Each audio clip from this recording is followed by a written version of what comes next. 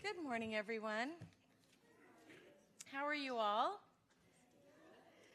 All right. Well, good. I'm glad one of us is in charge today. Well, welcome to the Children, Seniors, and Families Committee meeting. We're going to begin by calling to order, and we're all here in an orderly way. And we're going to go to item 2, which is public comment. And this is for people to speak to an item that is within the purview of the committee, but not on our agenda. And I'm going to invite up Mr. Scott Largent. He's the only speaker card I have.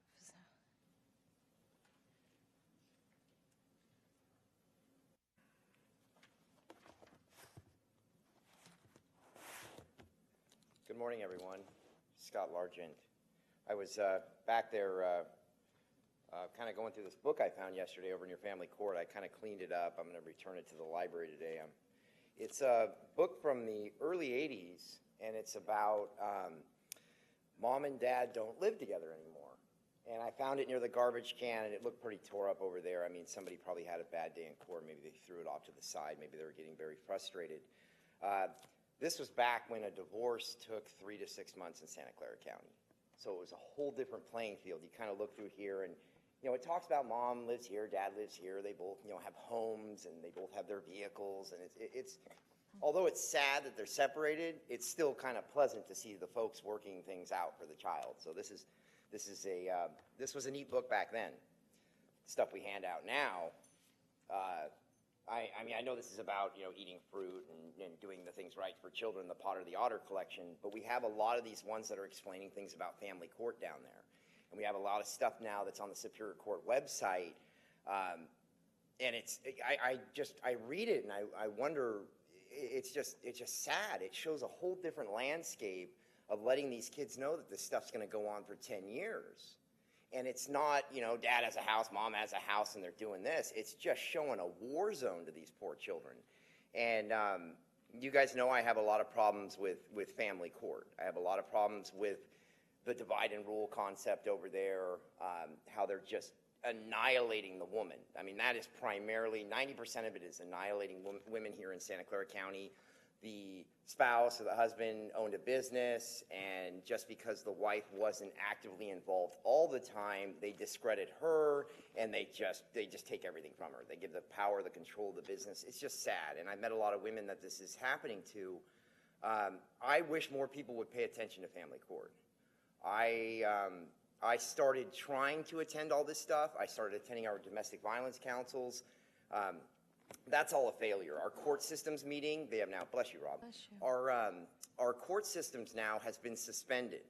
Now, because Scott's got his eyes in there and he's been attending all this stuff, same with Susan Bassey, and we've been finding out all these horrible things that are going on in our courts.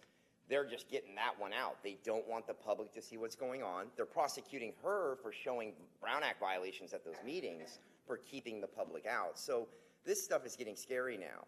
And I'm wondering why you all don't start paying attention more to family court. My story for what happened, 2 years of never having anything enforced. Now, the reason the enforcement never happened is that would have sent the message right away. Look, he has an order, he should be able to see his kid. We could have gone forward from that. They are creating a battle till my daughter's 18. So they'll probably suck $500,000, $600,000 out of both of us until my daughter turns out. That's how it works in Santa Clara County divorce. Thank you. Thank you very much. We're going to go on to look at the consent calendar. And on the consent calendar, what I'd like to propose is item 7, and this is the YMCA Project Cornerstone. Item 8, this is school-linked services. Item 9, Older Adult Summit Progress Report. And item 12, our legislative policies report. That would be my recommendation. I don't have cards on those items, so if someone would like to speak to them, this would be the time to give us a card. If not, yes, these are on the regular agenda. So everything else would be on consent other than what you just read off? Is that the idea? What we would keep off consent would be peer court, neighborhood safety unit, VASC, the adult day services, and public administrator, guardian, conservator. Okay, so moved. All right, so that passes. And so we'll move on to item 4, and this is our peer court report.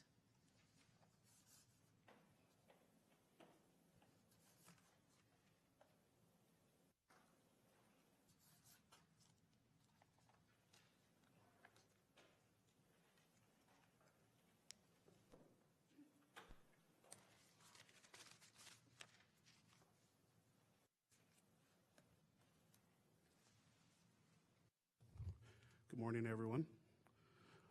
I'm Acting Chief of Probation, Jermaine Hardy. Probation will be providing a presentation for the peer court program.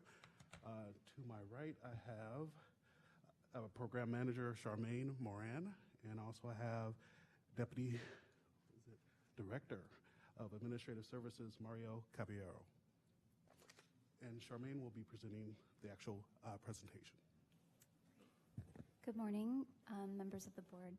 I am here to present today on the Peer Court program. We've provided you a ledge file. In this PowerPoint, we'll be summarizing some of the key highlights of that report. So the first thing we wanted to do to inform the committee members was recent updates to the program and recent activity. So this chart just sort of summarizes what we've been doing. Based on feedback from our last committee hearing, we were asked to really look at how we can better leverage existing services and resources for the Peer Court program. And so we've been doing that, and we've been able to provide or leverage existing resources to provide mentorship, pro-social activities, and cultural healing groups to Peer Court participants. So we've established a referral process for several programs that have been proven successful for our population. Secondly, we've been strengthening partnerships with school districts to ensure consistent referrals. So that's something that we've seen pretty consistently for the past several months, which is good news for the program. Third, we've been supporting the development of a Peer Court Youth Advisory Council. So there's some really great ideas that are coming out of the Peer Court Advisory Council on how to improve the program. And it also just strengthens our partnership between the department and the youth that we're serving. And then finally, we've been improving data collection efforts for both Peer Court participants and volunteers. So we've been improving how we collect demographic data for both those youth groups, and what we do with that data also will help us refine program services and activities over the long term. So what we wanted to do is give you a brief overview of how many youth we've served to date. So this report was finalized in October, so the end of October. Between August and October of 2018, there were 5 new referrals to the Peer Court program. We have currently 5 active cases, and so you can see the chart there summarizes the status of those referrals. And to be brief, I'm not going to go through each of the data in the chart since you have them already. We also wanted to provide you a breakdown of the school and demographic makeup, who's referring to our program, and what do the race and gender data look like for the Peer Court participants.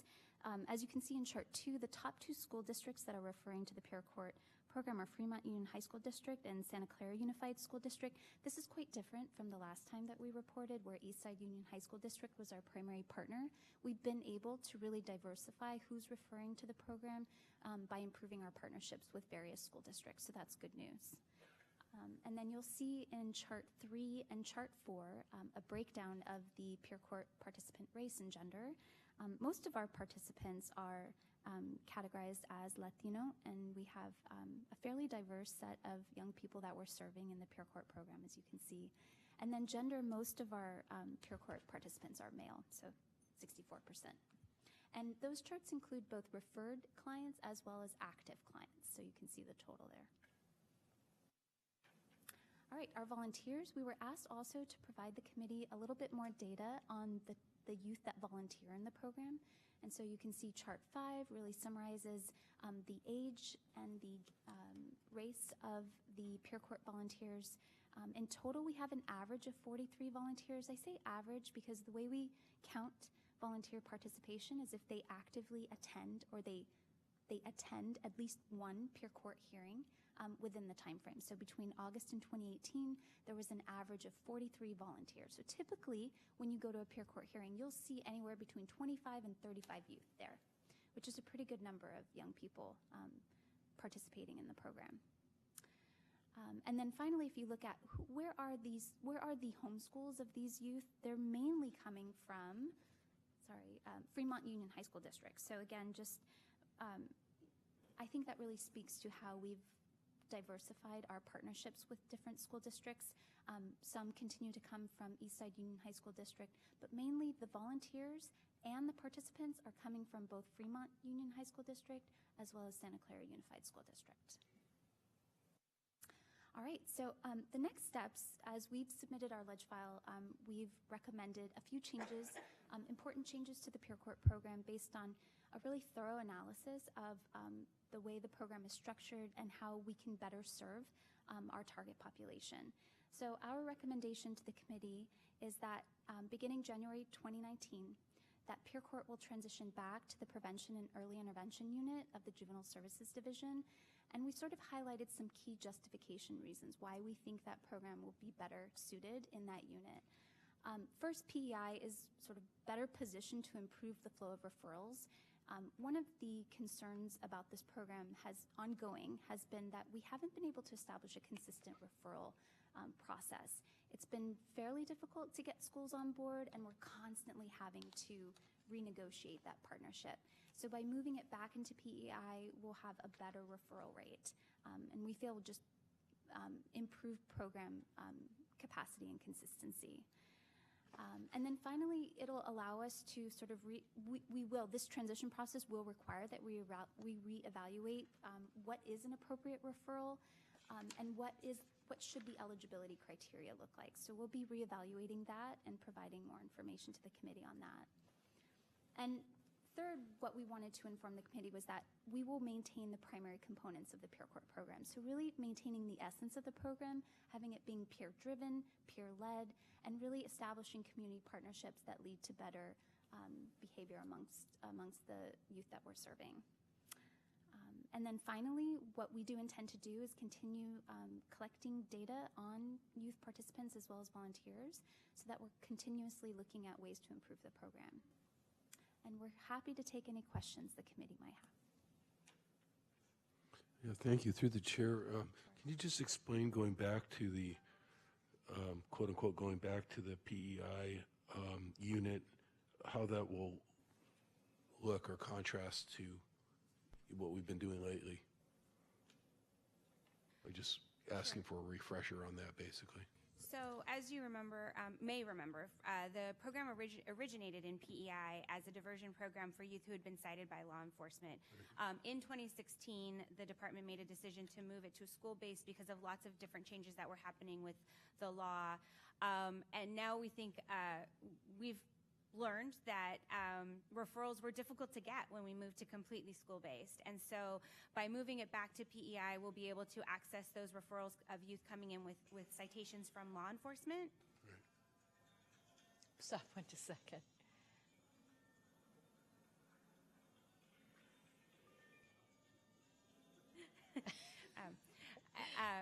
Which will ensure that we have a consistency in the number of referrals, ensuring that we can have hearings on a regular basis, improving the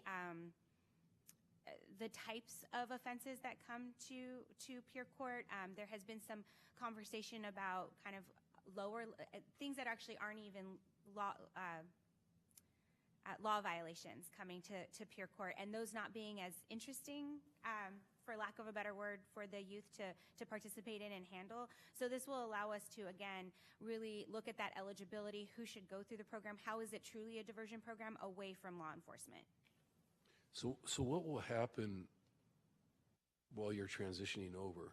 How's that going to work? Yeah, so we'll be meeting with the staff of the PEI unit and also with each of the schools that are referring to talk about what that transition will look like, what continued services the schools might need, and try to figure out how to fully transition by the end of the school year. So we anticipate that there might be a hybrid for the rest of the rest of this fiscal year while we work through. And then there's also some internal changes that are happening within our Ed Services unit that might provide additional services to schools that could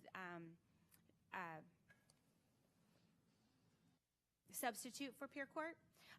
Unfortunately, I can't speak to those directly. I wasn't prepared to do that. Deputy Chief Mike Sims wasn't able to join us today, but there is some discussion about how we could leverage our Ed Services unit to provide more support to school. Yeah, thank you.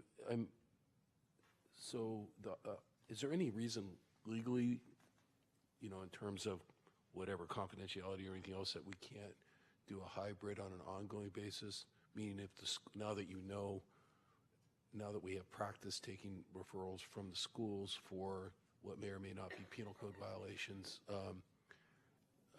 but we also want to go back to the PEI sort of platform for bringing in referrals the way you just described.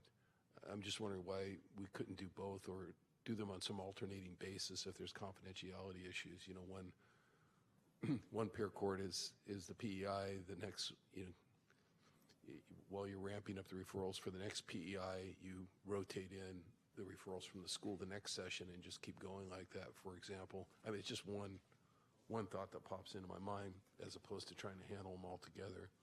We can review that. The department has some concerns about equity issues, and then also where we've struggled is that each school and each school district uses a different set of criteria to evaluate who is eligible for PEI, for peer court, and they send different types of referrals. And when we tried to limit that and provide constraints to the schools, we got far fewer referrals. So we can look at how we can try to integrate that, but we do have some concerns about serving youth who have not actually been referred to the probation department moving forward. Okay, and then I have a larger question, and it's not meant to be a loaded question. It's really an inquiry because I haven't had a chance to talk to the department about it. Has there been any discussion at all about sort of moving peer court, you know, under one of the other agency areas where work like this is done? Social services would come to mind as kind of an obvious opportunity site for, you know, for continuing the program. And I think the other one, you know, that could be obvious is since behavioral health, I know you folks are all involved with schooling services, but since behavioral health is really the lead on that in terms of dictating, so to speak, what goes on, you know, with the collaboration with the school site coordinators and all that. I'm just wondering if, given, again, the interaction that you have with the other departments or the other agencies, whether or not that conversation has occurred at all, and what your thoughts are in terms of the wisdom of having that kind of a broader conversation. I ask that, I want to tell you what my reasoning is real quick for even asking the question, because there was a point in time some years ago, around 2010, when we all, including the former probation chief, took a hard look at whether or not we wanted to further delineate a youth probation department versus an adult probation department. What we came away with was, no, we don't want to do that structurally, but what we do want to do is to bring much more of a social services lens into what we're doing, particularly on the youth side. I think a lot of that's been done with many different things that all of you have been working on.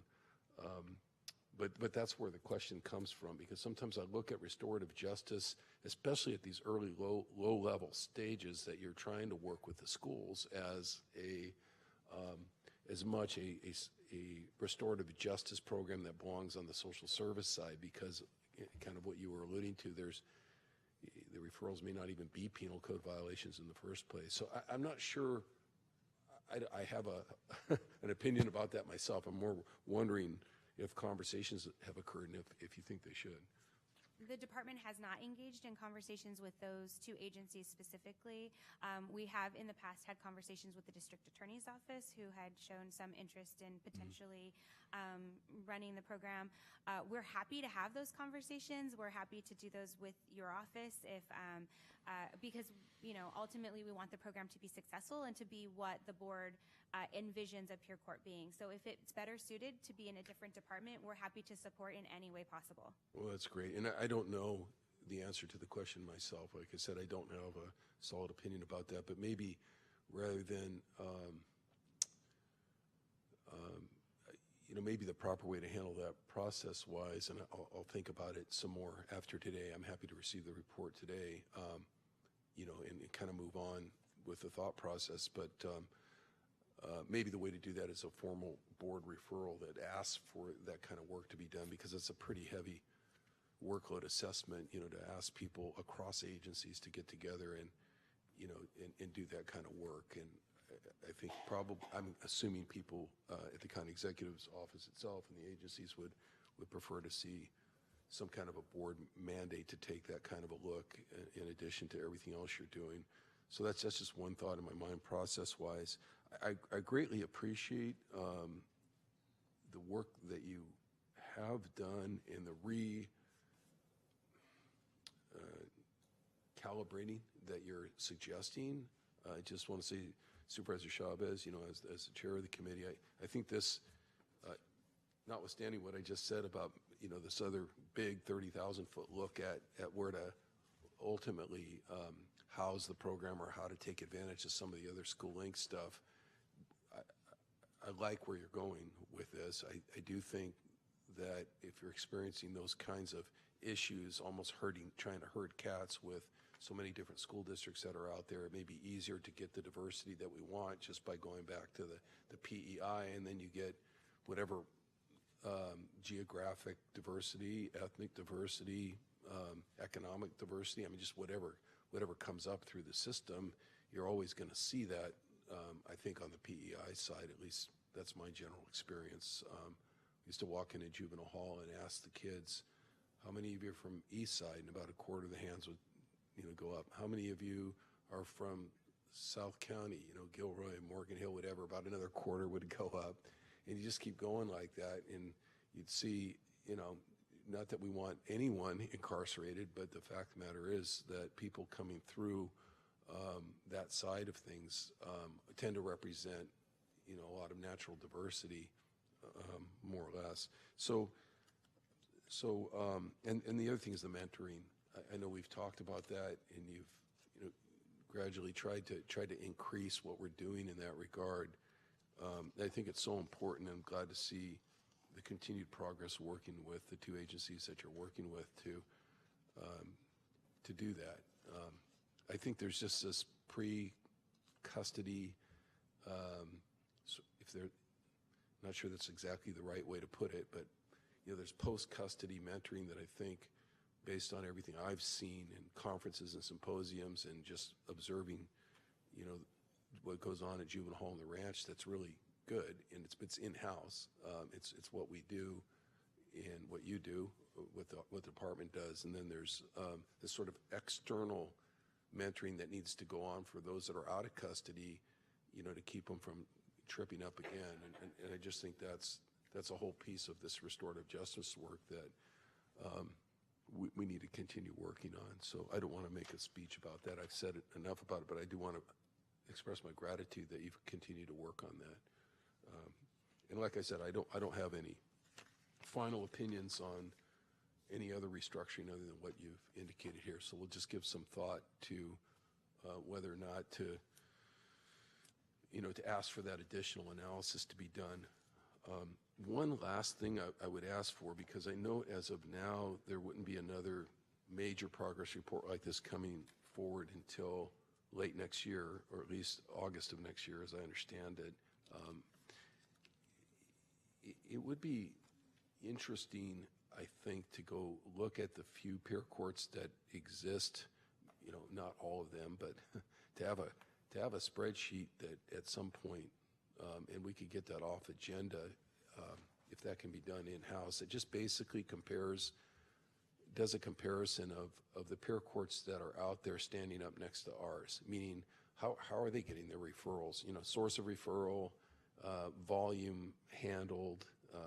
Obviously, that will vary to some extent by the size of the jurisdiction as well. But just to give us kind of a little bit better than a back of the envelope look at, what numbers are out there. Just for me, that would be helpful to stimulate a little further thought on whether or not there really needs to be much more in terms of significant changes, or whether there's things that there's some best practices out there that we might want to go explore further if we see somebody that's producing numbers or source of referrals or something like that at a different pace or a different rate than us. I suspect you've already looked at a lot of that because you're working on this all the time. But if you could share that with us, with the Board of Supervisors office is just off agenda. I would say, depending on how many pair courts you think are comparable out there, I would be completely satisfied with ours plus 2 more or 3 more, something like that. Just enough of a best practices comparison to get a feel as to how we stand, how our peer court stacks up next to our peer agencies in terms of how we're doing things. Is that possible to do? I don't know who exists still today. When we started this, we had Santa Cruz, and hopefully they're still in business. And there was one up in the East Bay that we actually went, several of us went and visited at the time. And again, I don't know if they've continued to fund theirs or they've continued to keep it going. But what obviously it would have to be California-based peer courts because we have a different set of rules than other jurisdictions. But could we get that sometime over the next 3 months or so? I'm not in a big hurry to get it. Yes, we can provide that. Work on that after the first of the year and just put that kind of a We'll be kind of a happy to do so. spreadsheet, one-page spreadsheet would be quite satisfactory. Okay. Thank you. You're Appreciate that. Supervisor Chavez? Great, That's all I so have. thank you. I just had a couple of comments. One is that Supervisor, when you think about the direction that you want to give, in terms of how to rethink maybe the organization of it, 2 issues that I'd be really interested in. One is that I think somebody has to take a deeper dive and do research about what works about the program and what doesn't work, to really take a longevity look at it.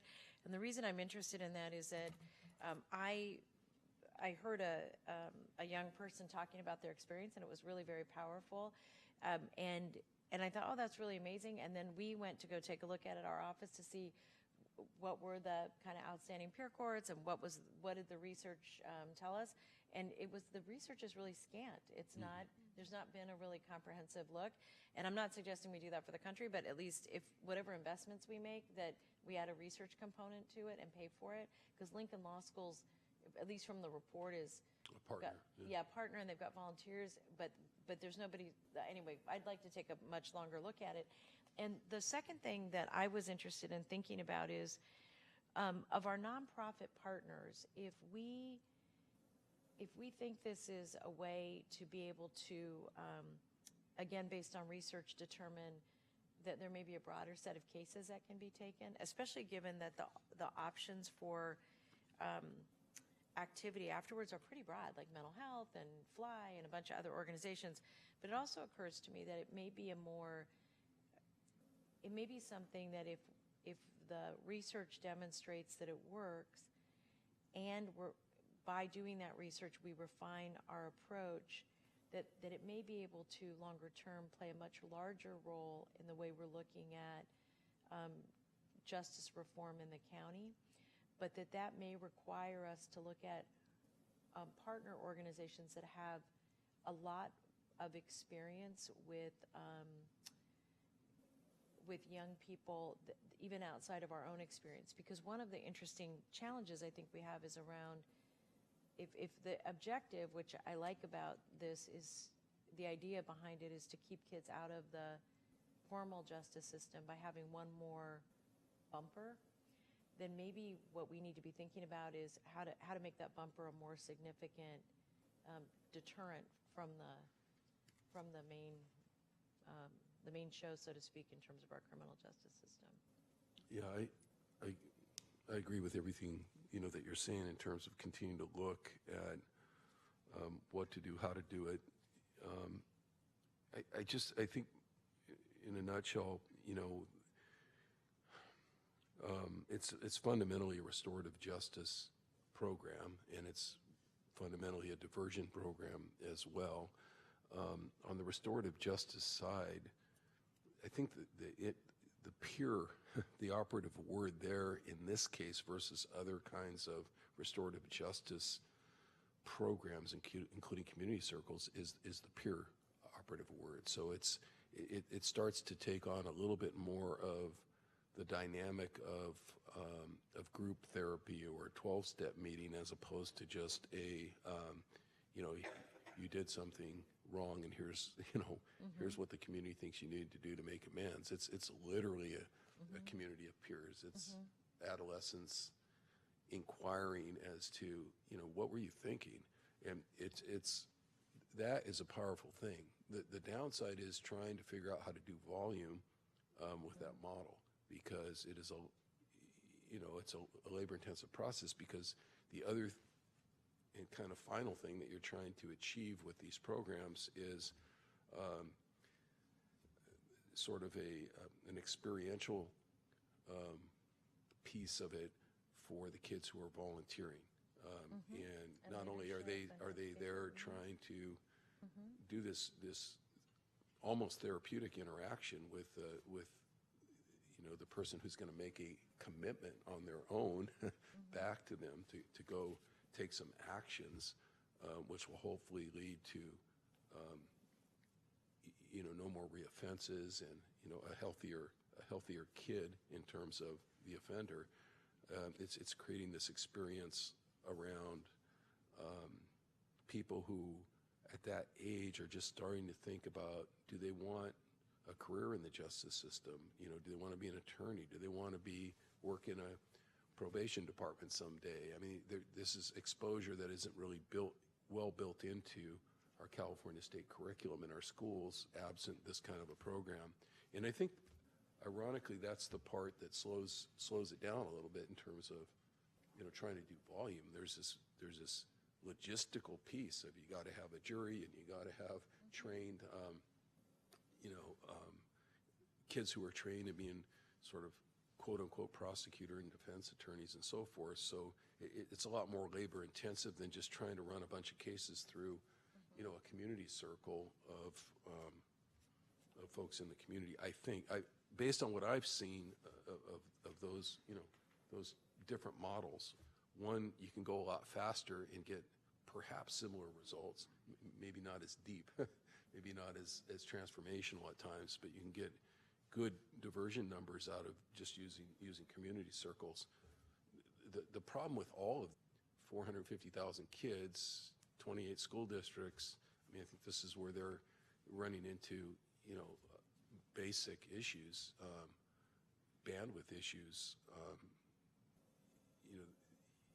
Even if you had community circles in every willing neighborhood that was going to take on this kind of restorative justice work in their own neighborhood, sort of like one precinct at a time, how do you manage that without adding tons of FTE, or having people who can oversee that, and then who does oversee it, which is the other question I'm raising. So breakthroughs or practices, that would allow us to scale, basically, is what we're really talking about, right? To scale without some massive burden on staffing or the general fund, or without losing quality while you're scaling. And that's why I think of the schooling services piece as already having a home in these schools, and fundamentally dealing with the same population, different kind of captive audience than our say PEI, but it's another angle at trying what the department has been trying to do. Sort of the obvious. Why can't we just get referrals right out of the schools, right where these kids are day in, day out, and try to catch, if we can catch them there before conviction or citation, that's really really powerful diversion. But then how do you manage that? So again, I agree with you. Any kind of a continuing and deeper study on how to take what we've learned and figure out if there's a way to scale it and do it with the same quality that we can do with 5 referrals at a time. I think that's really what I would add on and sort of endorse about what you're saying, if that's aligned with what you're saying. So Absolutely. Good. I don't know that referral can be done off of the dais without putting some. No, I think agree. I think I it's think we something should that talk about should it. be thoughtfully done. If we're going to ask for some work to be done, it should be in writing, and it should. And then Yeah, at, and I at would that point, just- might as well just go to the board and say, this is Yeah. what we're thinking. And I Talk would to the just department. suggest that, in addition to making sure that we have some resources included for research, that that at least the partner organizations that we have already should also be At the table, yes. yeah, at the table, just to even help shape thinking around it, because it's fascinating, and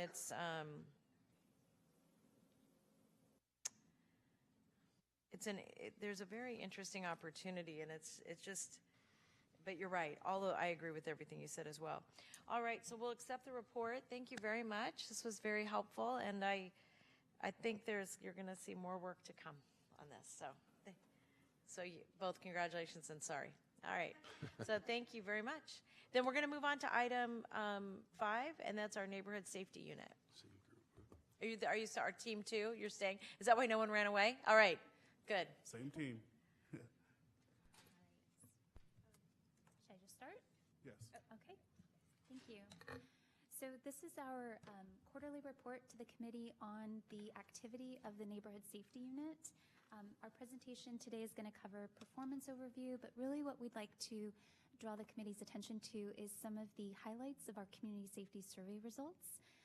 And if you have any questions about that or have any suggestions on how we could move forward, we're happy to take them at the end of the presentation. So the first performance summary we'd like to provide the committee is on zip code 95122. This is really our work in Eastside San Jose. I'm not going to go through each individual deliverable. These are the same deliverables that we've been reporting to the committee really since the beginning or the inception of NSU. They've been refined over time, but we've tried to keep them consistent. These deliverables are measured on a monthly and quarterly basis. We receive both quantitative and qualitative data around these deliverables. One that I wanted to draw the committee's attention to is deliverable number 2 for zip code 95122. This deliverable is new. We are trying to capture unduplicated individuals served. That was a recommendation or a request previously, so we've incorporated that into our new performance metrics, and we'll be reporting on that consistently on an ongoing basis. So in general, I think what you can see from this performance summary is that we're pretty much on target to serve the number of duplicate individuals in the East Side community that we expected to serve. At the last committee meeting, I reported that we increased our performance targets by 15%, and so that performance annual target of 2,077 individuals is a reflection of that 15% increase. The year before, we increased it by 10%. And what we reported previously was that we were overperforming in our deliverables quite significantly, which to us meant that we needed to adjust those. So I think this is a really positive sign in terms of the level of engagement we're able to achieve in the communities that we're serving, and I think we'll achieve, based on these performance, I think that we'll be able to achieve 100% of our annual targets. And by the way, this is quarter 1 data. This is not up until quarter 2. Quarter 2 actually ends at the end of this month, so we'll probably exceed those again. All right, so zip code 95020. This is not atypical from what we've seen, excuse me, in Gilroy. We've been able to achieve significant success in engaging residents, and I think that's primarily because of the location. We are a place-based program, and so in Valley Palms, in the east side, we serve an apartment community primarily, although we are starting to serve the surrounding community like Welch Park, as well as the Catherine Smith Elementary School. But in Gilroy, our focus in our pro-social programming and engagement is really in the San Isidro Park. And so it's a much broader area that we serve residents from many different areas of East Gilroy. So I think that's why the numbers are reflected here. Again, deliverable 2 is new. We will be tracking unduplicated number of individuals served and reporting that consistently. So overall, we're at 122%, and this is only in quarter one. So that's where we are in terms of performance. We wanted to give the committee a highlight of the community safety survey so that you kind of have a sense of how we're collecting data on the perception of community safety. The probation department with NSU is working collaboratively with Applied Survey Research. They helped us develop the survey instrument that we're using to collect this data. This is our third data collection using this survey. So we have 3 years of data, although our 2016 data set was quite small, and so we've combined some of the longitudinal data from 2016 and 2017. But really the purpose of this survey is to help inform the Neighborhood Safety Unit on what people think about in their communities when it comes to community safety. And we have 5 different areas that we measure. I'm not going to go into detail about that because we don't have time, but I do want to say to the committee that we intend to submit a full report on the community safety survey report at our next report. So it hasn't been finalized because we made some final last-minute changes and we're still drafting that final draft, but we'll be sure to submit that in our next ledge file. The contents of the report will include a methodology and a demographic overview of the adults and youth surveyed, and I'll go into that in a little bit in the presentation. We'll talk about outcome results in that report pertaining to a host of neighborhood indicators like social cohesion, self-efficacy, and perceived safety. And then finally, really the report's broken down into adults and youth. And then it's place-based, so it's looking at what do adults and youth feel about their community in Eastside San Jose, and how do they feel about safety in Gilroy. So that's kind of how the report is structured.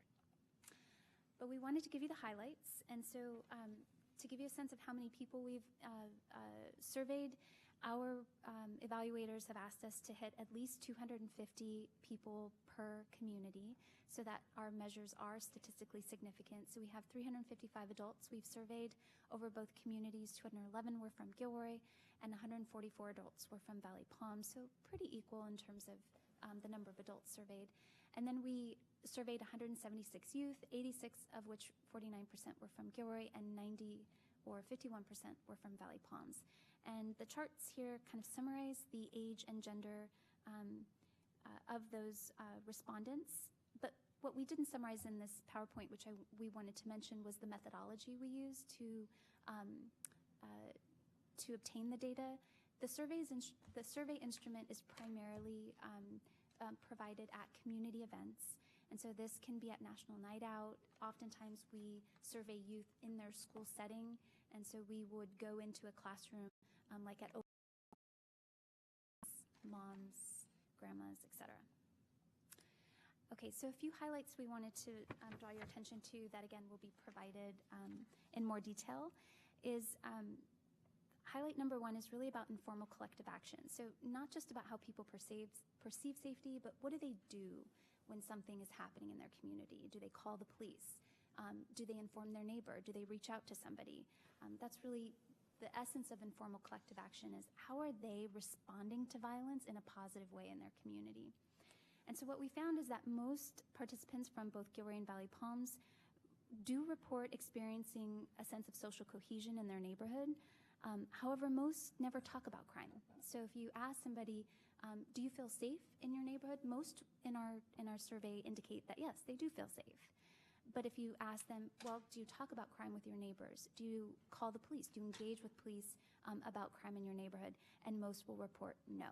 And so that's where there's some improvement that NSU can do in terms of our programming, is encouraging that residents take action instead of just acknowledge that they feel okay in their neighborhoods. And there's some interesting data that you can look at when you get the report to tease that out.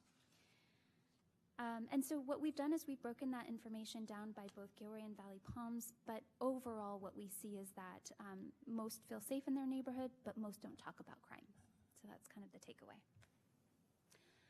One interesting and new measure that we included in the community safety survey, which we did not include in 2017, was the perception of gun violence and access to guns. Over the past several months, there have been significant violent shootings in the Valley Palms area especially. And this really caught our attention at the beginning of the summertime, probably May, June. And so at that time, we had a chance to update our survey, so we included 2 questions on whether folks are aware of gun violence and whether they have access to guns. And these are really interesting measures. Again, they're perceptions. It's not a measure of actual gun violence data. It's not a measure of crime statistics, but rather just, are you aware of gun violence in your neighborhood? And if so, do you have access to guns, or do you know anybody who has access to guns? What we see is quite striking in terms of the difference between East Gilroy and Valley Palms. In Gilroy in general, most report that they are not aware of gun violence in their neighborhood. And that's consistent with some of the crime reports that we have received or are aware of through the South County Task Force, that there really isn't a lot of violence related to guns in East Gilroy. In contrast, however, Valley Palms is quite different. And so clearly people are not only aware that there's gun violence, and here's a breakdown of that, of how much they're aware, but also they have a level of access to guns that's very interesting. And so when we saw this data, it makes sense. I think most people who work in the Valley Palms neighborhood understand that gun violence is an issue. And we're going to recommend to the committee some ways that we could improve our program practices around that, and try to sort of in solidarity with other community-based organizations and other agencies who are also very aware of this epidemic, that we really take that seriously and try to elevate the issues, which is why we're highlighting it in this report. Okay, and then so what we'd like to do, moving on, is kind of give you a sense of what are our next steps. Again, we'll provide the committee a full report once it's finalized. But the first thing that we want to make sure we do is we integrate the data into our strategic initiatives. So the NSU is in the process of really trying to refine our services and programs and our approach, as we have about 3 full years of programming under our belt. So we'll be taking this data, both the longitudinal information that's, or the analysis that's provided to us by ASR, and really taking a hard look to our programs and practices. And then also, in the spirit of transparency, we'll be sharing this data with communities, so residents and our constituents, at both the system level, at the community level, and then individually with residents. So really just trying to share the information we've collected about what they've said about their community, and then elevate some of those highlights to some of our system partners so we can collectively take action on some of these data points. With respect to the gun violence issue, I think we need to really consider what types of changes we could make, what types of efforts we can improve to reduce gun violence, especially in the East Side area. One suggestion we have is to continue to engage and deepen our engagement with the San Jose Peace Partnership.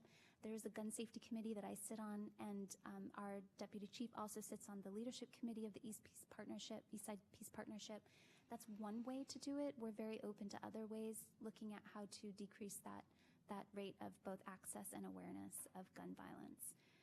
And then finally, we, based on some of the other data that we haven't presented to the committee, but that were recommendations from our evaluators, was to really integrate our youth development practices into the neighborhood safety unit. It's sort of, the data shows us that there could be a lot of benefits from including youth and young people into some of these initiatives. So what can young people do about gun violence in their community? That might be something to explore. So those are our next steps. We're happy to take any questions you have, and that concludes our presentation. Thank you. Thanks for the very thorough report. And the surveys are very interesting. I know I asked some questions about the incidents of violence, especially in the Lanai neighborhood the last time we took this issue up. So I appreciate you coming back with some more thoughts and information on that. It's an interesting issue, not just because, it exists and I think we're compelled to try to do something about it, but also because it's not our law enforcement jurisdiction out there per se in terms of enforcement. Which kind of, I guess, raises the question in my mind, what is San Jose thinking about doing, SJPD particularly, but also from a public policy standpoint in terms of this area? There's a long history of the city trying a lot of different things over the years, from weed and seed on the one side and those kind of programs, which obviously were funded by outside grants. I understand that, but those kinds of efforts to, sort of the other side of the continuum, the other extreme of gang abatement programs that, just come in and make the stakes so high for gang activity that it essentially moves people out. I know we talked a lot to all of you about my office's experience with the Corazon effort across the other side of King Road in what we always call the Overfelt neighborhood. In there, it was very useful to get the youth leadership component involved in gun buyback efforts directly, obviously in conjunction with Sheriff's Department. On one occasion, I think we had the largest gun buyback. It got so big it had to be moved to Reed Hillview Airport, which is a couple blocks away, as you know. But prior to that, there was a smaller one that was a little more grassroots oriented, where the youth themselves literally went door to door advertising the fact that there was going to be this opportunity. I, for one, don't believe that the access to guns, when it comes to criminal, purposeful, organized crime element, is really going to necessarily affect the homicide rate, for example, one way or the other in a neighborhood like this, because I think it's more the willingness to use a gun to achieve your criminal outcomes that is a much bigger factor than is it really easy to get a gun or not. But I do think that, based on all the work I've been involved with here, and that doing any kind of a gun buyback program in the community is worthwhile. You cannot create a bad outcome, I think, by getting excess numbers of firearms out of homes. And who knows, maybe somebody picks one up that shouldn't be picking one up if you don't do that. But I do think it's a great leadership opportunity if you can, as you were talking about tying the youth into some of the practices and proposed outcomes in the community. I think you're spot on, and that needs to be done. It all depends on being able to get the buy-in from them, and that may require some of the things that you've talked about before in terms of rewarding, the fellowship with actual, with something of value to keep the kids interested in being involved.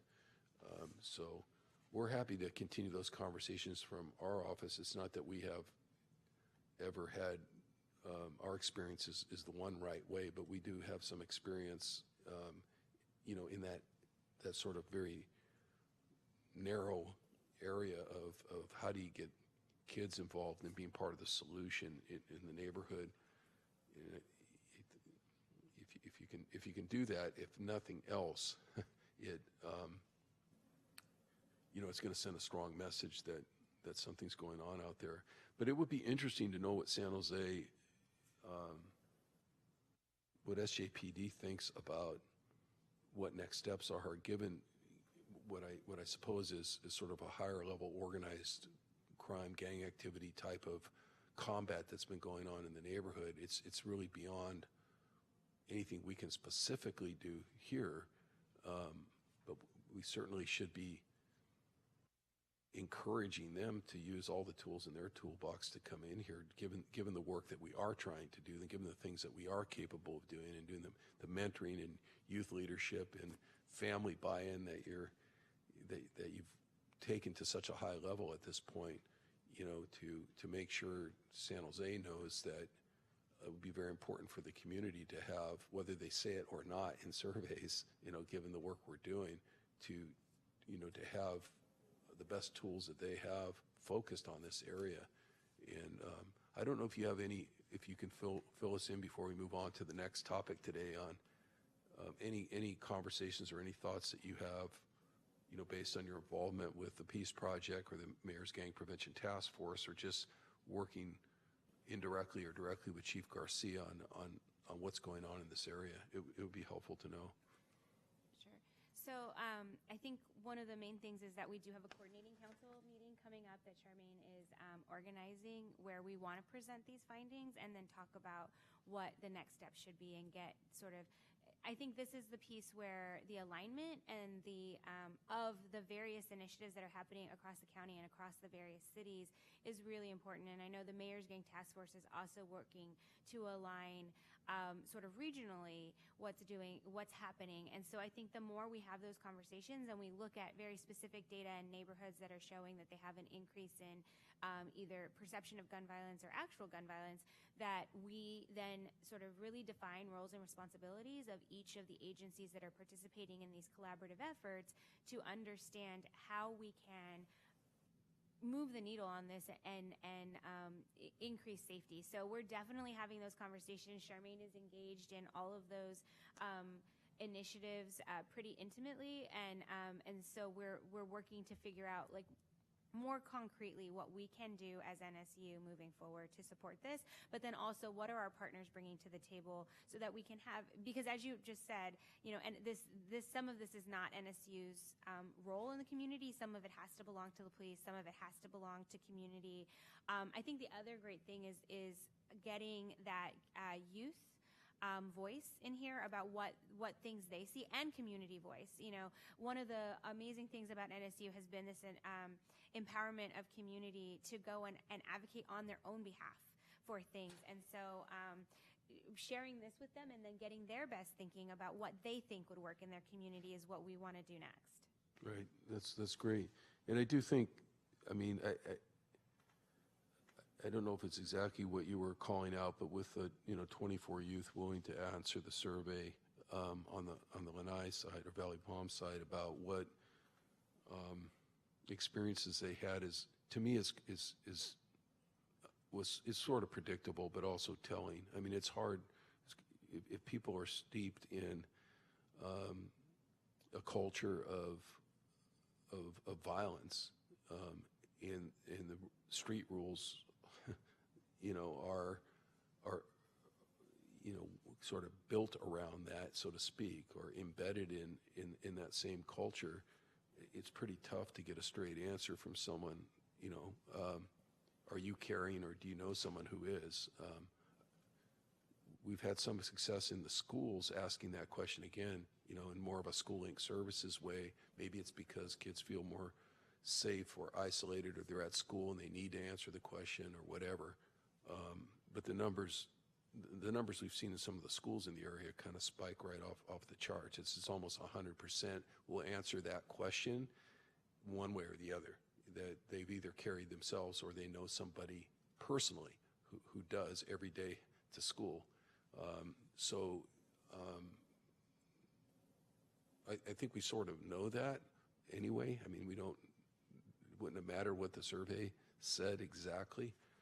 I think you had enough data here to show that, especially compared to the other area that we're in down in South County, that we're way off the charts here, in terms of per capita involvement or experience with that kind of violence, or the guns behind the violence. So yeah, I don't know if San Jose, like I said, if they've abandoned efforts on doing very focused gang abatement work, but it just seems like this would be an area where we would want to encourage that if they've still got those programs available. Last time I talked to their city attorney, Rick Doyle, he indicated that they were willing to do it from a legal standpoint, but they hadn't been called on to do that for a long time, to go into court and actually get a gang abatement order, and use that as a tool, to do a much more significant level of enforcement than they would be able to do otherwise.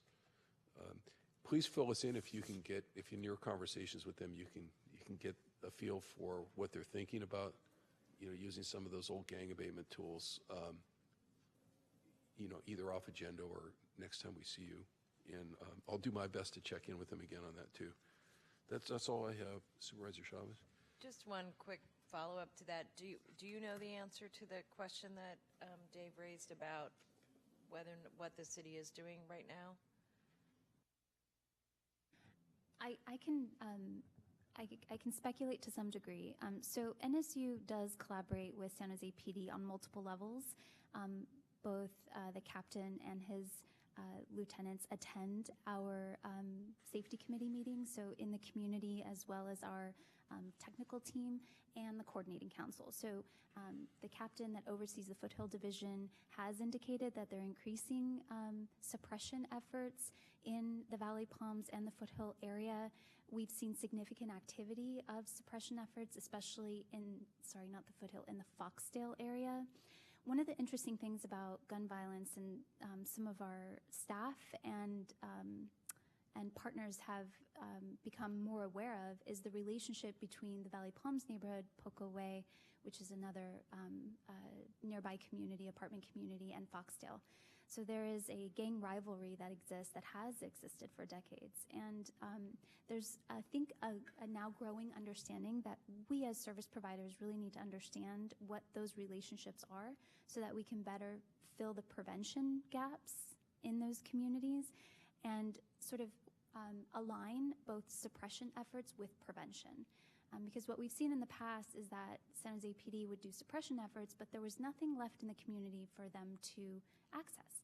So once the gang members are removed from the community, there really wasn't any services there for families to access, such as childcare, early childhood development programs and services from First Five, and other efforts that we're undergoing both through SLS and otherwise. So I hope that kind of Actually, let me make a recommendation, and Maya, I'll make this recommendation to you too, is that the policy subcommittee of the Mayor's Gang Task Force, and we have to work on I think something happened, like either I ended up with a hearing date that's always on the days they meet or something, but let's ask for that team to do a special meeting to have a discussion about this. And mostly because I just think you're raising a good point about the collaboration between the organizations, and I know that even reading the report, it's a little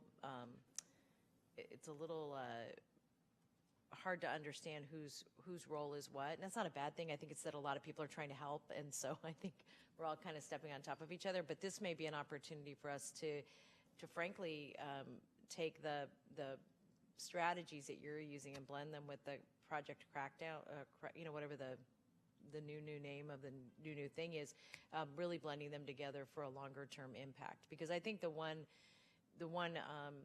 consistent piece of feedback we got over all of the suppression work that we did was really the point that you just raised, which is we go in, we get really busy, we're really focused, and then we leave.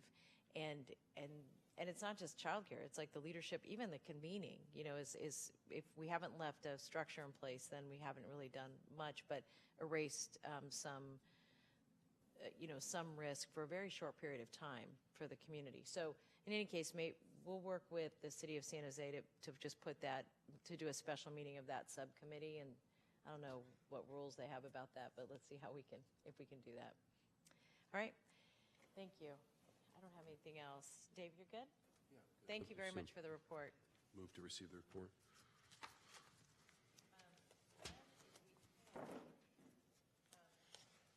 We're going to move on then to item 6, and this is the VASC. Yeah, thanks.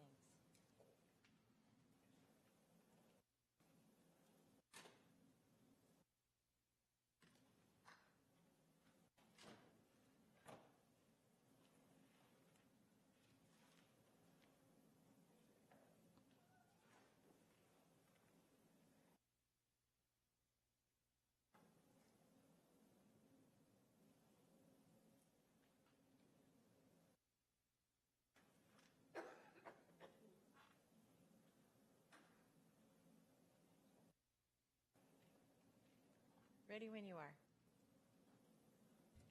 Good morning, Supervisor. My name is Steve Preminger. I'm the Director of Strategic and Intergovernmental Affairs in the County Executive's Office. I'm joined by Roger Soho and Roberto Mendoza. We're prepared to give you an update on the VASC development, talk about the timeline, and certainly answer any questions you may have. Great. Good morning.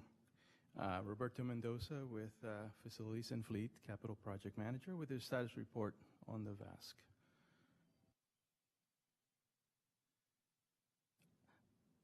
We are currently continuing efforts to deliver the 37,000 square foot facility to deliver integrated services to the community. And we are currently at the end of design development phase. The three-story solution continues to be developed.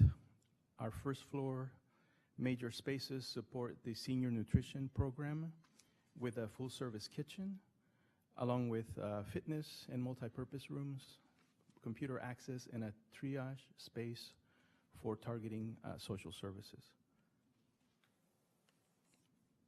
On the second floor, we have primary health and behavioral health clinics, and those features continue to be developed as well. And on the third floor, our staff areas are centered around the floor and along with supervised care as well as overflow meeting spaces. And here is one of the latest artist renderings of the exterior of the building.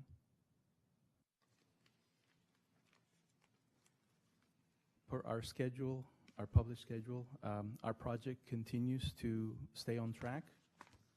And to this end, we have also now engaged our construction manager at risk, who will build the facility.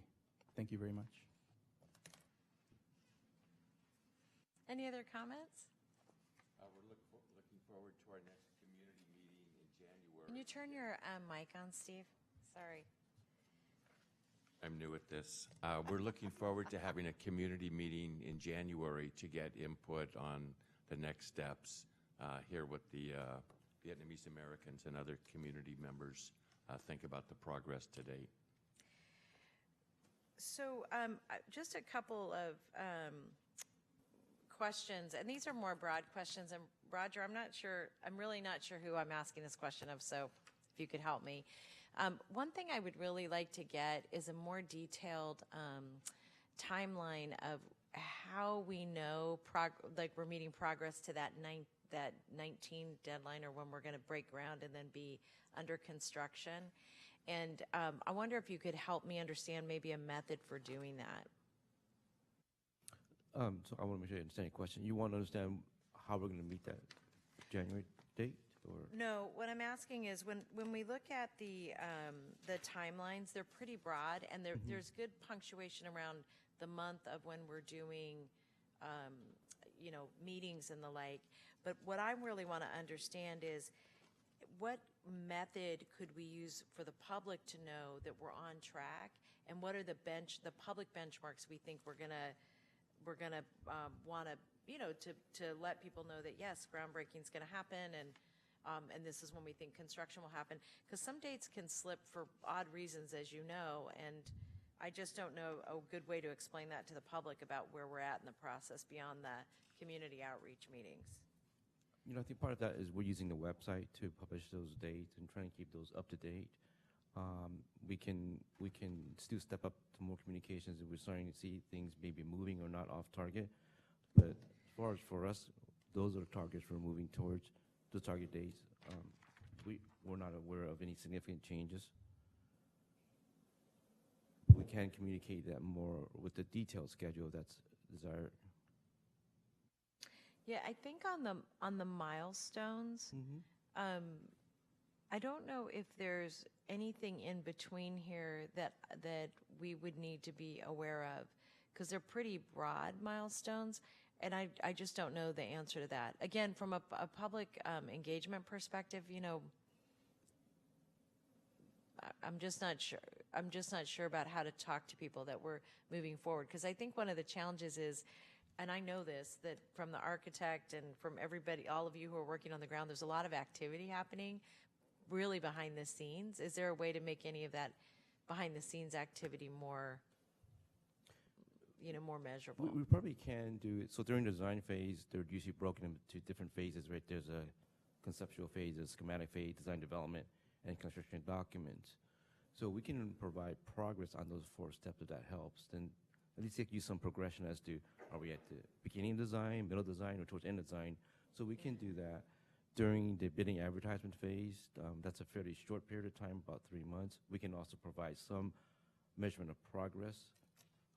And then on the construction side of things, we can also provide progression of whether the invoice is paid or some type of means of measure to tell you where the construction process is at. So we can definitely provide that kind of feedback. That would actually be really helpful. Okay. I think there's some, and it's not a lot of people, but there are a handful of people who just want to be able to check the box and say, oh, good, we're done with this, it's really moving. And I do think that the more we can, even on the website, kind of do the done, that it just will help people understand that it's moving. And like I said, I do know that there's an awful lot you do on the back end that no one would see. So that would be really helpful. Thank you. And then I had one more just as we get ready for this January meeting. I know that outreach that we've done that Supervisor Cortese and I and our offices and our staff have been doing some outreach for these meetings. As we get closer to the final design, one of my concerns is that we've just had enough conversations with the public that they know that's where we're going to be very soon. And I guess that's the other reason those breakouts would be helpful, so people know where we are. Are we planning on doing any significant advertising, for example, anything maybe new that we haven't done before, or is there or do we feel like the outreach we've done to date has been effective?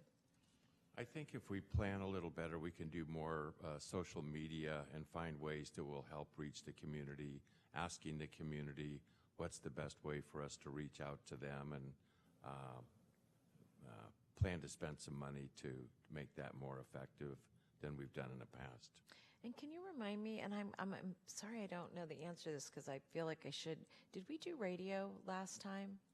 Specifically, last time we did not do radio. So I think that's actually one thing we should take a look at for this go-around, just again, because we want to make sure everybody knows that this is where we're at, and especially because it'll have more of a, I imagine, much more feel to it. This next, the pictures that the public will see will be much more detailed. And we want to tie that in with the Vietnamese New Year, make it celebratory and exciting for people, so that's a great suggestion.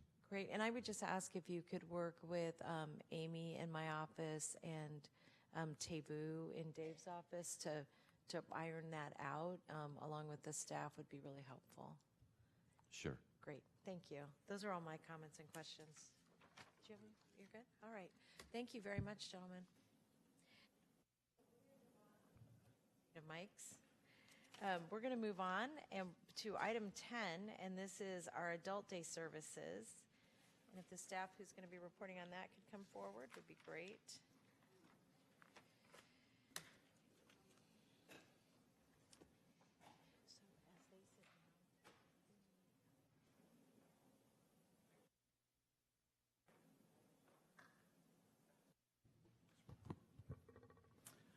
Good morning, Supervisor Chavez, Supervisor Cortese, members of the committee.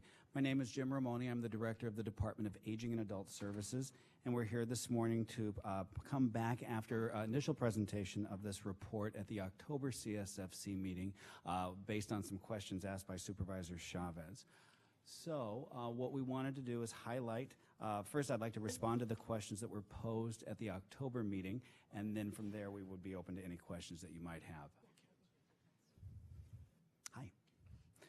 So Supervisor Chavez, if I could simply respond to the questions that you asked at our meeting in October for clarification. One of the aspects that you did clarify was the request for potential other funding sources for the Adult Day Services feasibility or pilot study.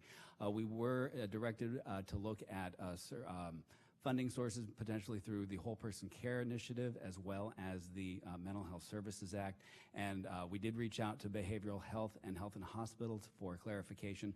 And unfortunately, both of those. And everybody said, we have no money for We you. have no money specifically for that type of pilot. So we appreciate your suggestion. And it wasn't just the pilot, Jim. They said they couldn't fund the service. Is that right? That is correct. Whole Person Care necessarily is going to only serve individuals who qualify for Medi-Cal. And this service service, what we're proposing in this study would be individuals who might qualify for Medi-Cal or might not qualify for Medi-Cal. And the Mental Health Services Act funding is very complicated from the conversation that I had with Tony Tully's as well. So unfortunately, it wasn't any, it So wasn't if funding that was made somebody available. has Medi-Cal, the service could be covered. If somebody doesn't have, are we only looking at funding for people who don't have Medi-Cal?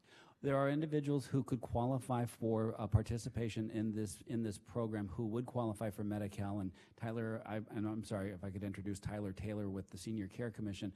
They would also, as a Medi-Cal beneficiary, would be eligible for the CBAS benefit, which is the Community-Based Adult Services Daycare Program. So that would be someone that could qualify for that. Got it. So for funding, we really are only looking at the people who are not Medi-Cal eligible. That would be the deficit. That would be, yes. Excuse me. Also for people who would not fit the description of someone who would be in a adult day health program, whereas this subsidy is for adult day activity programs. There is a distinction. We can clarify that if you'd like. You wanna go Yeah, if someone meets the threshold of needing certain medical services, like maybe pharmaceuticals administered to them or a nurse that needs to check on them on a regular basis, they would need to be in the adult day health model where they have nurses or other medical staff there on site to provide those type. And so that's how Medi-Cal then can reimburse those programs. But for adult day activities, there's no provision for that. Again, we do not fund prevention, right? Right. That's so crazy. It is frustrating. Supervisor, the other question that you did ask. Wait, let me just stay on the money Sure, for just go a ahead. minute. Yeah. You know,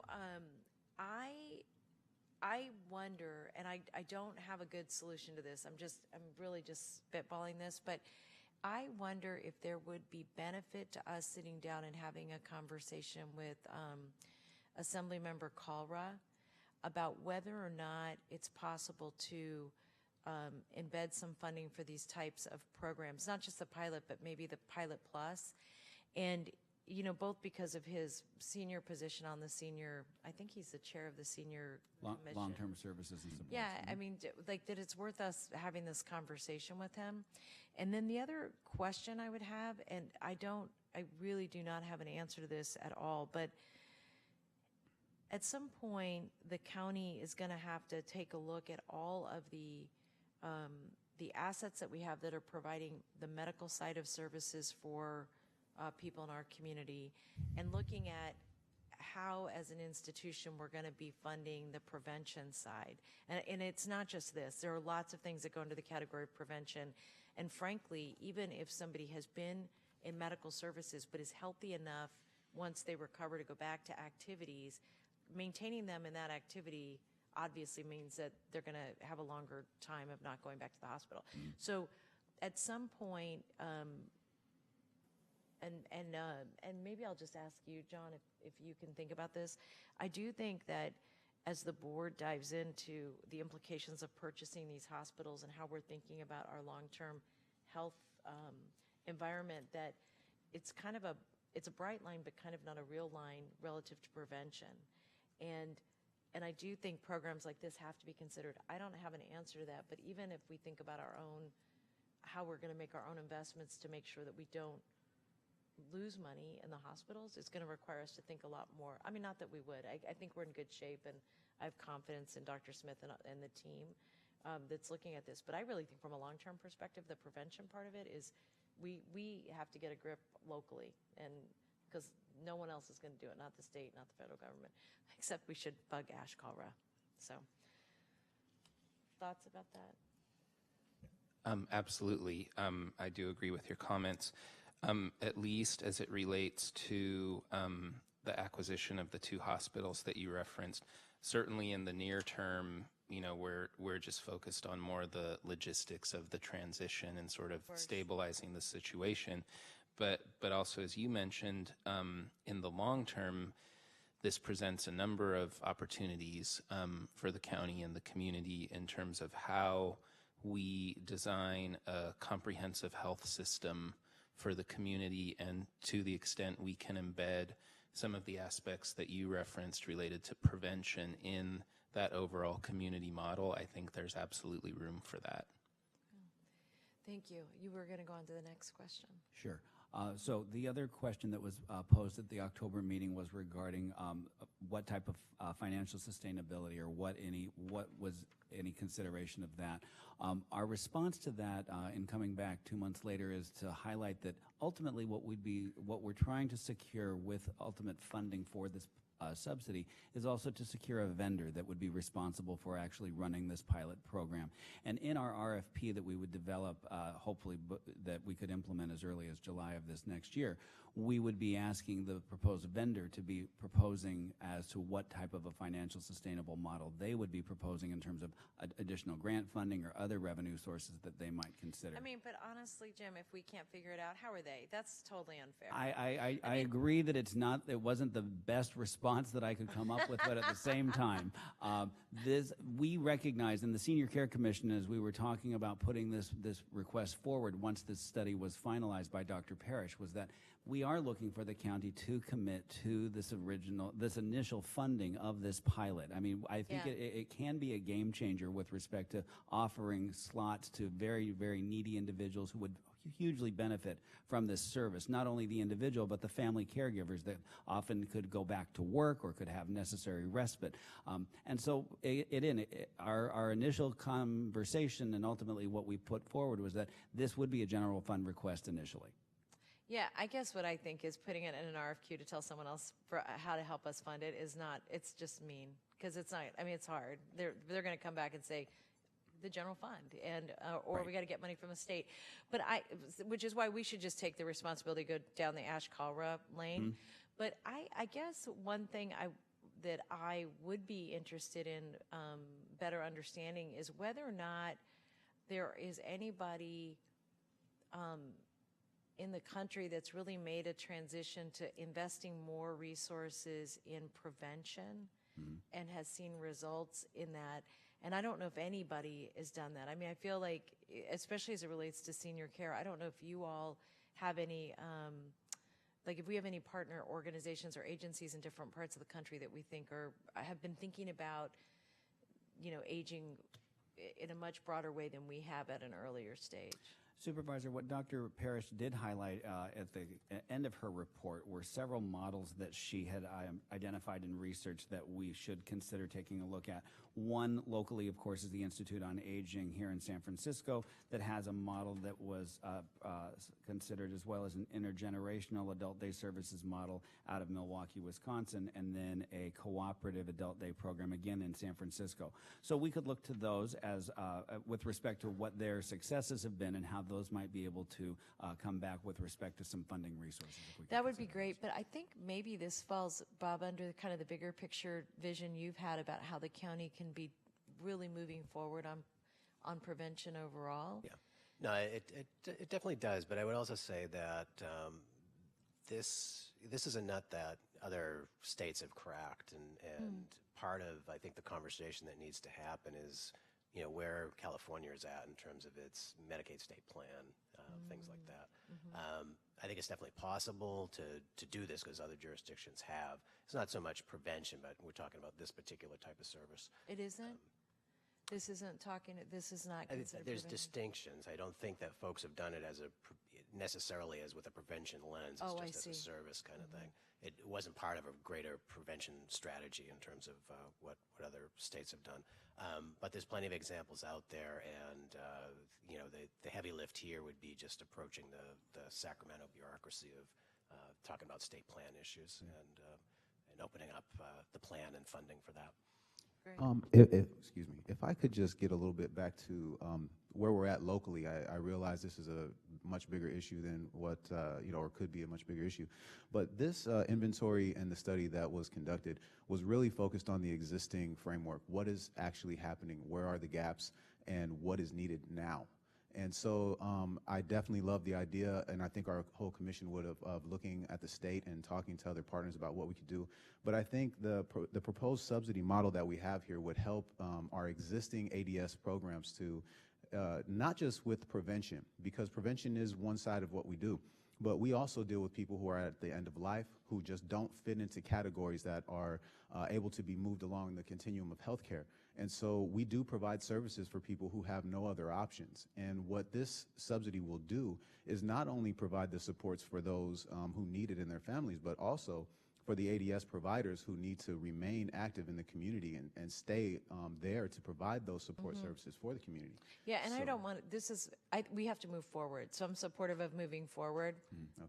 That's not at issue here. I was really more trying to think about, I think from being, having been on the planet long enough to see, we've taught, when we get into the pilot mode, that pilots, if they're successful, always need resources. And so I was already assuming it was going to have success and trying to think about the financing. But yeah, no, I get the need. I think that's well said. Thank you. And I do think with the highlighted partners, or proposed partners up on the screen right now, both of the health plans, both Santa Clara Family Health Plan and Anthem Blue Cross, have indicated that if this really does start to show some positive results very early on, they could certainly commit to more funding towards this. Right now, they're not able to commit to any $1 figure that was even quoted in the report.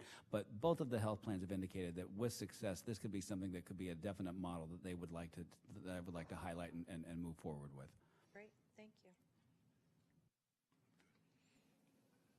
As I indicated earlier, but just to finalize our next steps, if funding would be approved for this particular project, pilot project, we would like to develop and release an RFP as early as this coming July to identify a contractor who would ultimately be the pilot administrator, and both the Senior Care Commission and the Department of Aging and Adult Services would work closely throughout that process to hopefully select a qualified vendor that could actually do this work on our behalf. Great. Dave, do you have any comments on this section? No. So I only have one, and this is really a question for you, John. You know, as we think about all the insurance that all the money we spend on insurance, which we spend as a county, just a bundle, I wonder, as we think about our insurance partnerships, where there may be opportunities for us to think about how to get some of these activities funded. And it's just worth us maybe even having a conversation at FGOC about what our packages look like now, especially because we're not in a buying phase, but what our packages look like now, and what are additional things that we may want to include, mostly because right now what the market's doing is excluding things as quickly as possible and increasing rates. And in a way, it would be interesting to determine with any of our partners whether or not, as rates increase as they will, services can actually increase as well. And just better understanding, like, when is it appropriate to include respite care, or those kinds of things that we know really, frankly, cause people to stress out, go out on stress leave, and then we have a whole nother set of problems. Yeah, I mean, absolutely, we could engage with our health plans in a conversation around sort of what those options might look like and what they would be willing to entertain and consider going forward. Good, thank you. Thank you very much. I don't have any other questions. Thank you. Appreciate it. Thank you. Thank the commission for all their work and advocacy and rowdiness overall. I really appreciate it. Thank you very much. Thank you. We'll go to item 11, and this is our public guardian report. Right on that, yes.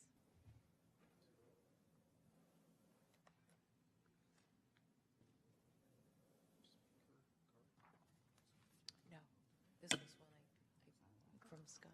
Thank you for asking. Okay. Thank you, Supervisor Chavez and Cortese. Jim Ramoni with the Department of Aging and Adult Services, and our next item for presentation is the Public Administrator, Public Guardian, Public Conservator's Annual Report. Seated on my right is our Interim Chief Deputy Public Administrator, Guardian Conservator, Lisa Pate, and we have a brief presentation to present and highlight the work of the Public Guardian's Office for this past year. And so I'm going to turn it over to Lisa, and I will be responsible for the clicker if you don't mind.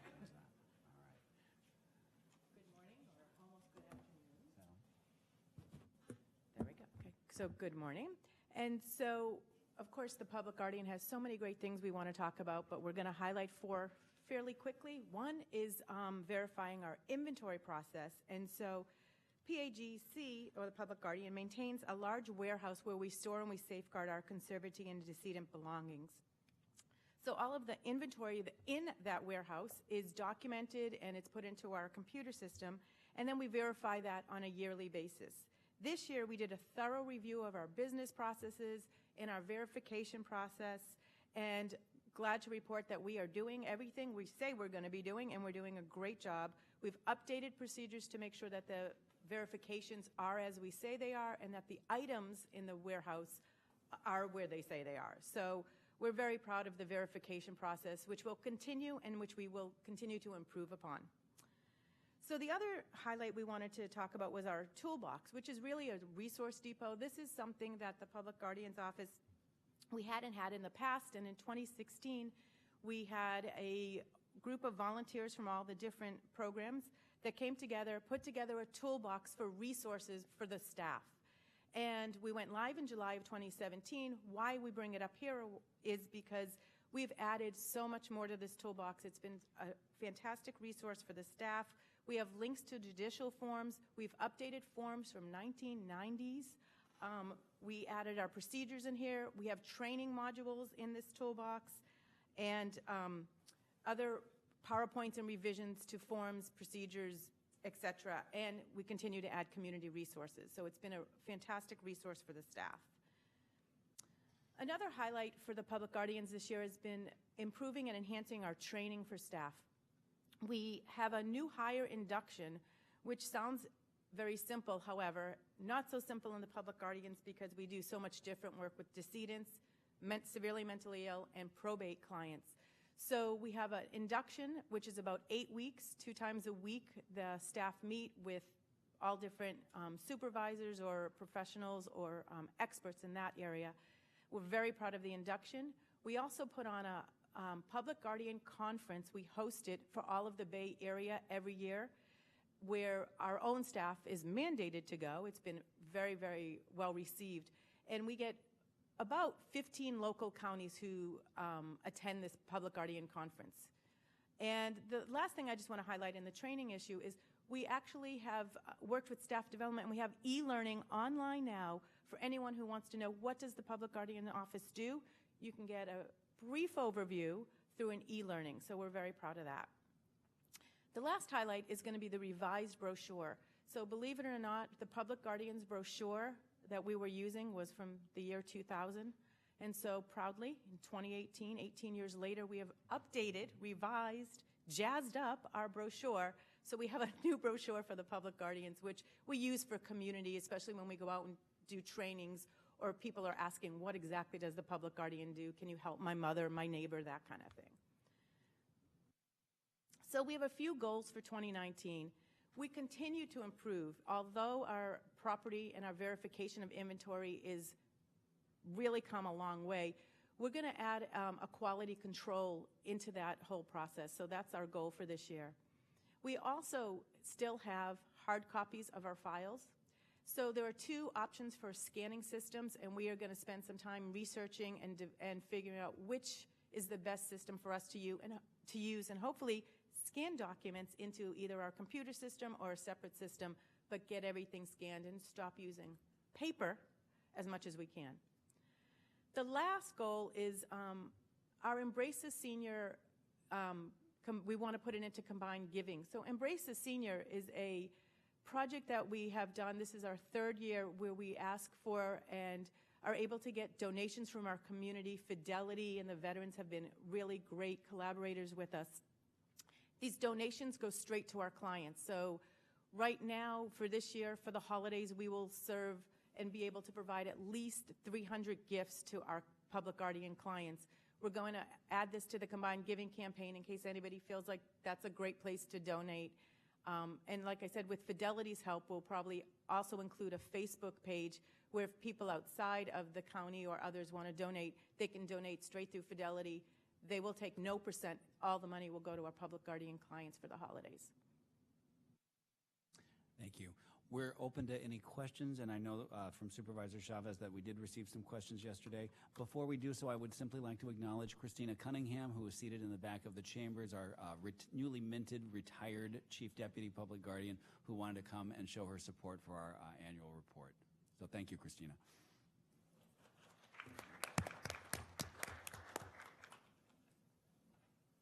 It's going to start the wave out there. So, since you do have these questions, do you want to respond to them? Sure, thank you. Your first question was regarding our current work with the Controller's Office on risk assessment, and Lisa did realize that she had misheard some of the comments that came from the Controller's Office, so I'll allow her to elaborate on that. Sure. So we've been working with the Controller's Office for about a year now, and they have put the risk for Public Guardian to the Public Guardian and financial management. So it's a collaboration between PG and FMS, and high risk, moderate risk, low risk. In the beginning of 2019, we will be done with the high risk items. We will move to moderate and low. So we still probably have a year working with the controllers on risk assessment. It's going very well. They're making a few recommendations. And I think what it's actually doing, if nothing else, is taking away myths about the Public Guardian and the risks that we've had because so many controls have been put in place. And what is the mechanism for communicating that, the controls? I mean, because I do think that there's a level of, I mean, naturally you're in a situation where people are going to not trust you, and I don't mean that in a bad way. I just think it's that you're coming into a situation, and it's very much similar to the way we are dealing with foster youth in a similar way. So there's a level of tension and fear. But what's the best mechanism to demonstrate the the changes, the mechanisms, the controls? How do you do that? One of the things that we're just wrapping up now is a 2010 internal audit, also through the Controller's Office, and we were regularly reporting those findings out and recommendations out through Finance, Government, and Operations Committee. I'm under the impression that we will be doing the same thing with the risk assessment. I haven't heard otherwise, but I believe that that's where that would be the appropriate venue for follow-up and reporting out as to as we go through each of these modules of high, medium, and low risk. Thank you. Sure. Question number 2, could you provide a more detailed explanation of the new save time and improve accuracy by auto-populating court inventory and appraisal efforts? Lisa can also speak to that item as well. So this is interesting. It's kind of like our paper files. We're a little behind the times, unfortunately. And so we are required to give an inventory and appraisal to the courts. It's 90 days after appointment for a probate case or an LPS case if there's a state. It's 120 days for a decedent case or a public administration case. Inventory and appraisal is exactly that. What have you taken in, or what do they have, and what is it appraised for, whether it's real estate or jewelry, or it's exactly what it sounds like. So we are at a point now, we're in a test phase where our computer system can produce an inventory and appraisal based on what's put in as far as inventory. Up to this point, staff does a draft. The draft goes to the legal secretary. She retypes it. She sends it back to staff for approval, goes back to the legal secretary, and then to the probate referee. So as far as accuracy, efficiency, and timeliness by the system being able to produce that, all of those will improve. And go ahead. Because these questions kind of scaffold on each other, so I'll just let you keep going. Okay. All right, so question number 3, as this was a new item, it would be helpful to understand on whether this is improved inventory and appraisal accuracy, efficiency, and community. So it's improved. It actually affects the community in the sense of if there's family involved and then it goes to probate court, they will then see, it will make it timely. Right. I think the big question for us was also around accuracy, because what's perplexing, so the report in a really good way highlighted a bunch of initiatives, but because the actual mechanism wasn't explained, it leaves to the imagination what the implications of it are. So the auto-populating, I'm not sure exactly how that improves accuracy, because that's actually one of the concerns that people raised. Right. So it improves accuracy because it takes all the inventory that's put into the system and everything that we bring in or that we are responsible for, because we don't bring in securities, for example, or obviously you don't actually physically bring in a home, but that all gets reported and gets inventoried. And right now it's done on paper, and then it gets into the system. The system will then be able to use what's in it to populate this inventory and Oh, appraisal. I see what you're saying. So once all the information is entered, you're not going to, you improve accuracy. If the paper is accurate and the first input is accurate, then everything's more accurate because it's consistent. Because nothing gets missed from If one if the first two transitions are accurate, or Yes. accurate. Oh, interesting. Okay, thank you. Then the panoramic tickets. Management system, sure. Yeah. So Panoramic is our computer system, and it's I can't say it's new anymore. 2009 doesn't make it new, but we've gone through some changes. Our support person in our IS department has left, and so that made it a little more difficult. So we have a system in place now where all of the tickets, and a ticket is a request to fix something, update something, revise something. There's a committee that looks at all of those tickets, and the tickets go through the help desk to a new liaison person. So there's just a process which makes it flow, and so we can create documentation of everything that's being asked. But is the description, by that do you mean that it's being prioritized, perhaps? It also being by the committee. Yes. The committee prioritizes That's what you it. meant. Okay, great. That's very good.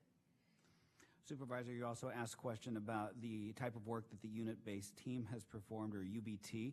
And we have recently initiated a UBT during this fifth wave that we have within the agency in a partnership with the Public Guardian's Office, with the Financial Management Services Office, and County Council. I'll again defer to Lisa to give you some details on that current UBT effort. So the UBT purpose was to improve our accountings, which again has to do with court. It's the phase after inventory and appraisal. It's accounting of everything that has come in and come out. It's debts and liabilities. And we were having issues with getting them in on time or things not being entered.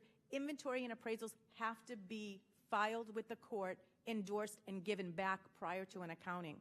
That wasn't always happening. So the UBT has worked on, similar to what management has worked on, is improving these INAs, inventory and appraisals, and for accuracy, efficiency, and getting them done. And they're still meeting. They're not quite done, but they're on the same page. It's about inventory and appraisal. Okay, thank you. Sure. Next, the last question, how has PAGC been able to provide resources and opportunities in a culturally responsive manner? I had spoken a little bit further with Amy yesterday, and again, the Social Services Agency, one of our hallmark missions is that we provide services in a culturally responsive manner. What we also do in the Public Guardian's Office is, of course, try and match our conservatees if there's a language need or an ethnicity need with a staff member that would best suit that need. But the other issue that I thought was helpful is that we also necessarily, because we work with individuals who are severely mentally ill as well as individuals with cognitive impairments, those particular issues are very, very difficult across cultures. For some cultures to really be able to, they struggle with those issues. So when they are dealing with those issues of a family member, we necessarily really want to take the time to help that family member understand the needs of their family member that is now being conserved or may have been, struggling with these issues for many, many years. And now it's come to our attention where they need the resources and the assistance of our services through the Public Guardian's Office.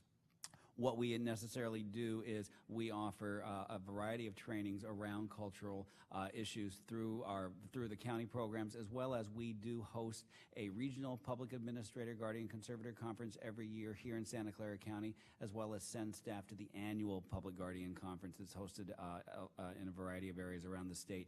And we specifically, for our regional conference, do bring in speakers who will highlight various cultures and culturally responsive efforts to work closely with mentally ill clients as well as those with cognitive impairment. So we're just very mindful of this is a very sensitive issue. So is there a protocol that you're using that's a policy that's in place that you could just share with the committee? And here let me just tell you the reason I'm asking is that some years ago when I first got here, we took a look at the language policy for the county, and the language policy was a little outdated, and it was even the outdated version wasn't being used. So we then had a conversation about the blue phones, and we made some changes. What I'm starting to really want to hone in on is from a county perspective where we have best practices in one department. I'm not even sure we're sharing them with other departments in terms of service provision. And I feel like each team is sort of tackling how we're being culturally sensitive and appropriate in our environment without taking a look at how each of the institutions across the county are doing that and who's doing it really well and what we could learn from that. And I'll just use one example. When we're in this room, there's a bunch of us sitting around having conversations, and if you all aren't on your phones, you can hear each other's reports. And one of the really interesting reports that or innovations that SSA is using is a cultural brokerage model for outreach to families that are in pretty high distress. So I'm not equating that to something that you should or could be doing, but I am wondering what your overall departmental policy is, and then what the practice is, and then how are we using those learnings. And so I'm not really just picking on you, but the fact is that we get a lot of reports that it's hard to know how complex the clients are they're dealing with, because it's actually not always reflected in the studies beyond saying we have people who have serious mental illness, but the critical incident training or the learning how to de-escalate, all of those trainings aren't usually a part of what gets presented to us. So it's really hard to know, are we really providing the service in an appropriate way? And the second thing about that is, my own belief is that a lot of times when we've had miscommunication with family members or people not feeling very good about the work we're doing, my guess is 90% of the time it is a cultural barrier or a language barrier, at least when people have called us. Like when I've talked to them about our program, and when they understand it a little better, and there are exceptions to that, right, where families are fighting and we just happen to be in the middle of that. But 90% of the time, I really do think it's around communication and cultural understanding. And sometimes, to your point, it's about whether or not we have a person who's got the capacity to deal with a serious mental illness. And then, frankly, often when we're dealing with one person who's seriously mentally ill, we have family members that we're dealing with that have serious mental illness. And then how do you negotiate them through a process of really supporting the person that we're trying to support? So anyway, I would really like just something off agenda, and there's no wrong answer to this. Really, we have a team that's trying to look at this countywide, and I'm really just trying to understand how do we really get there, because all of our departments are doing training on something, and I don't know the right answer. We'll be happy to provide that. And lastly, what tools have been used to improve the timeliness and accuracy of court accountings? This also is folded into our UBT that we're currently involved in, but Lisa, if you have any further thoughts. Yeah, so we actually have done some really great things. Financial management, their manager for accounting is now sending out monthly reports on what will be due for the court, so that's helpful. Supervisors in Public Guardian are meeting with the financial management staff once a month, so that's helpful. And then the whole inventory and appraisal improvements are also helping that. So thank you. That's really, that addresses my questions or concerns. Did you have any, Dave? So thank you very much for the report. And thank you. Happy last meeting. Christina's so happy. She's like, what? I'm out of here. But thank you for being here with us. Just one thing. So as we go on, we're going to go to our verbal reports of SSA and DCSS, if you all want to jump in. So, good afternoon. I think we're there. Last month, I had mentioned our intent to apply for some state funding that was made available for the Home Safe program. I just wanted to give a quick update on that we did, in fact, submit an application for that funding. As I mentioned before, there was a matching dollar-for-dollar requirement, and as I had said, we did believe we would be able to do that with existing funding, not relying on request for additional funds from the county. So we did submit an application. Our request was for about $1.1 million from the state, which would require that $1.1 million match from our existing funds of our programs. We submitted a joint application with our partners, so we're working with the hospital system as well as the Silicon Valley Independent Living Center to put together a program that would offer stabilization services from a housing perspective for disabled adults in the community as well as seniors. So we're hopeful that we will hear soon. The scope of the program, we would be looking to serve approximately just under 200 folks in a given year. The turnaround should be pretty quick. Right after the new year, we should hear from the state. But again, I just wanted to provide that update since we had put that out there last month. And happy to take any questions. Thank you. Thank you very much. I just wanted to give a couple of quick updates. One is I wanted to let the committee know that the department was fortunate to have the federal commissioner visit us at the end of last month, who was here from Washington, D.C. It was his first visit since he's been appointed by the administration to oversee the child support program here in the United States. We were able to coordinate an all-staff meeting. He spoke to all of our staff about the vision for the program, so we were happy to host Federal Commissioner Scott Leakin. That was quite an honor.